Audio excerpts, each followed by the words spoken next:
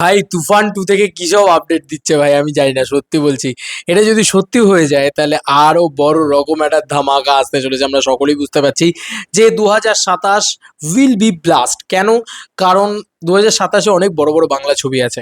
খাদান 2, তুফান 2 সকলে আছে 2027-এ।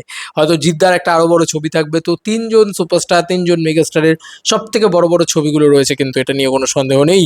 কিন্তু ইতিমধ্যে দাঁড়িয়ে তুফান 2 এর যে আপডেটটা আমরা পাচ্ছি মেগাস্টার শাকিব খানের পক্ষ থেকে, নট শাকিব খানের পক্ষ থেকে, ইট ইজ আ সিনেবাস পক্ষ থেকে আপডেট। আমি যদিও বাসি খবর দিচ্ছি, প্রায় একদিন আগে তারা পোস্ট করেছে। কি লিখেছে তারা আমরা দেখি শুধু। তারা লিখেছে ইন্ডাস্ট্রিতে গুঞ্জন গত সপ্তাহে তুফান 2 এর সিনেমার জন্য সাইন করেছেন মেগাস্টার শাকিব খান। ইয়ার্কি নাকি? এ ভাই সাইন করলো, ছবি দিল না। আমি শুধু এটাই ভাবছি যে মানে কোনো পোস্ট করলো না, হয়তো পরবর্তীকালে তারা কোনো একটা পোস্টার নিয়ে আসবে বা কিছু একটা করবে। কারণ তুফান যখন প্রজেক্টটা এসেছিল তখন কি সাইন ইন হয়েছিল বা সেগুলো আমি জানি না, কিন্তু আমি ওই ছবিটা দেখেছিলাম, ওই অ্যানিমেটেড ছবিটা যেটার first look poster. Oh my goodness, ওটা যখন এলো না, মানে ওটা যখন এসেছিল না, ওইখান থেকে হাইপ নেক্সট লেভেলে উঠতে শুরু করেছিল। মেগাস্টার শাকিব খানের কথা বলছি। আমি আরও বেশি করে শাকিব খানকে সেলিব্রেট করতে শুরু করেছিলাম ওই সিনেমা থেকে। মানে আমি চিনতাম তো ডেফিনেটলি, আমি সিনেমাও দেখেছি তার আগেও, কিন্তু ওই সিনেমাটা আমাকে কোথাও গিয়ে নাড়িয়ে দিয়েছিল ভাই, তুফান পার্ট 1। যাই হোক, তুফান 2 সিনেমা ঘিরে হঠাৎ করেই তুমুল আলোচনা ঢালিউড ইন্ডাস্ট্রিতে। যদিও আমাদের পক্ষ থেকে শাকিব খানের 259তম সিনেমা তুফান 2 এর সকল সমীকরণ অলরেডি জানানো হয়েছে। আর সবটা ওভাবেই পরিকল্পনা অনুযায়ী এগিয়ে গেলে হয়তো ভক্তদের প্রতীক্ষা শেষ করে খুব শীঘ্রই আসছে অফিসিয়াল ঘোষণা।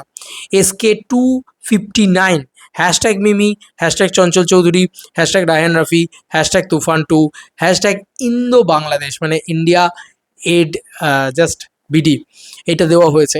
এর থেকে আনন্দের আর কী হতে পারে? সত্যি তুফান কিন্তু অ্যাকচুয়ালিতে the real Indo Bangladesh project ছিল।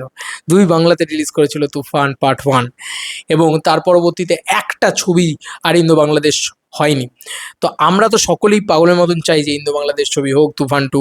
এবং তুফান পার্ট 1-এর যে ক্রেজ, যে হাইপ ওয়েস্ট বেঙ্গলে হয়েছিল, লাগের উড়াধরা হোক বা দুষ্টু কোকিল হোক, ভাই ওগুলো 2.0 বানিয়ে দিল, মানে ভার্সন বানিয়ে দিল, লোকে পাগলের মতন খাবে। এবং মিমি চক্রবর্তী আছে, সাবিলা নূর আছে, সাবিলা নূর না, নাবিলা এরকম কিছু একটা ছিল।